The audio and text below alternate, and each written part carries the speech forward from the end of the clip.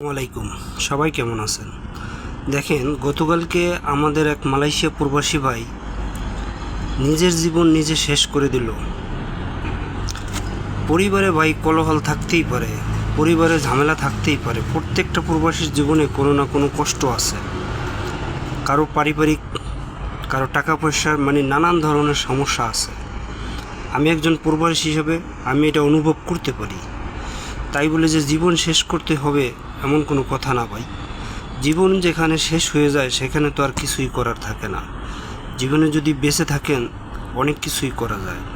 যাই হোক, আমাদের এক প্রবাসী ভাই তার পারিবারিক ঝামেলার কোলাহল থাকার কারণে সে নিজের জীবন গলায় পোঁচ দিয়ে নিজের জীবন শেষ করে দিছে।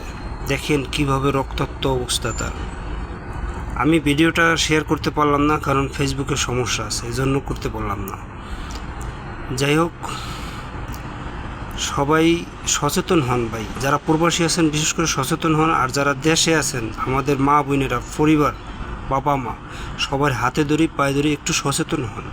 যারা প্রবাসে আছে তাদের নানান ধরনের ঝামেলা পোহাইতে হয়। বসেদের ঝামেলা, কাজের ঝামেলা, এই ঝামেলা সেই ঝামেলা, ঠিকমতো কটা ভাতও খাইতে পারে না। এমন মানুষের আপনারা কষ্ট দেন, যন্ত্রণা দেন। দেখেন আজকে সে নিজের জীবন নিজে, কতটা কষ্ট পেলে নিজের জীবন নিজে ত্যাগ করে দেয়। তবে এইভাবে কেউ জীবন দিবেন না, সবার কাছে রিকোয়েস্ট। ভালো থাকবেন, সুস্থ থাকবেন। আল্লাহ আমার সকল প্রবাসী ভাইদের হেফাজত করুক এবং তার পরিবারদের হেফাজত করুক। আমিন।